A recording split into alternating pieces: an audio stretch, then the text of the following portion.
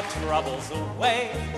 You bounced a big check, your mom has the papers. Tap your troubles away. Your car had a wreck. They're serving you papers. You have an upcoming show Yes. in San Francisco. This is November 8th, and it's at the Curran Theater with Tommy Tune. Yes, my old friend Tommy Tune. And so we just stick together. When I'm going through something that it's hard for me now to do it alone, so I just call up Tommy Tune. You say, sure, I'll be there. Okay. Tommy is a dear, dear friend. I met him on his graduation day from high school in Dallas, Texas. We've been friends ever since, very good friends. If ever I need anything, I call Tommy. Miss Channing, ma'am, as president of your fan club, I would like to present you with the key to my past. There is a clip of you and Tommy Tune from a show from years ago where you were both doing some pretty psychedelic dancing. Do you remember this? It was on some... Psychedelic? Well, it was in the late 60s, and it was That's How Young I Feel. Yeah. And there's big, tall Tommy. That was pretty impressive. You know, I'm no midget either. so if he looked big, tall next to me, he's tall. He's a tall guy. Isn't the Curran Theater where you first started seeing shows? Oh boy, I first started seeing everything. Ethel Waters, in Mamba's Daughters. Oh boy. Supper time, I should set the table. Oh, she was fabulous. Lynn Fontanne and Alfred Lunt.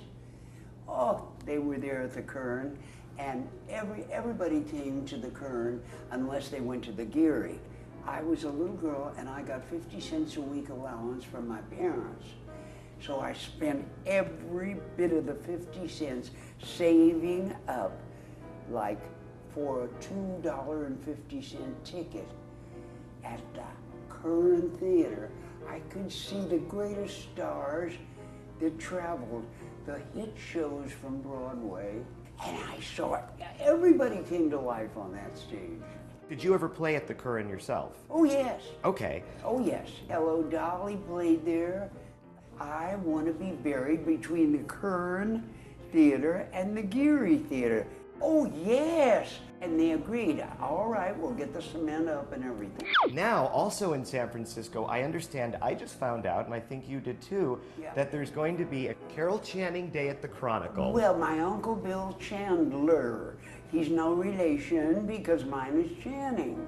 Uncle Bill used to use any excuse when I won vice president of Aptos Junior High, Okay. which was the 6th grade. He ran a big picture of me in the Chronicle. Okay. Isn't that wonderful to have an Uncle Bill like that? Everything I did. Now you're going back to the auditorium named after you. Yes, I didn't know it. Nobody told me. I thought, I want to see the new Lowell High School. See, the old Lowell was falling apart. I never saw the new one. I graduated just before everybody moved to the new one. Okay. Well, it's great. It's terrific. And outside the auditorium, I was walking through all by myself.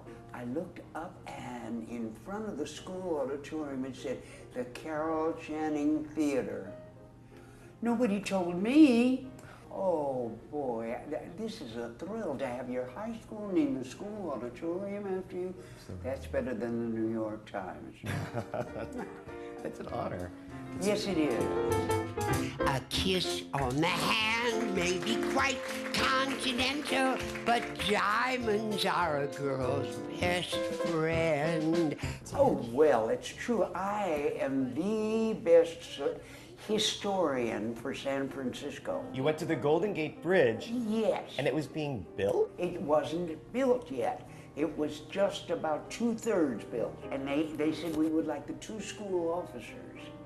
So they said George Fetterman and me out in a boat, got out, stood where they were working on it. They stopped drilling and all that so that we could talk to them It was just the most exciting. Salt water all over our faces. Really?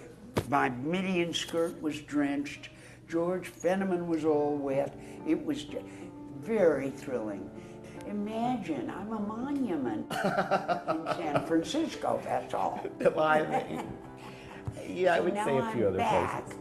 And I can't wait. I'll be 94 very soon. Wow. Yes.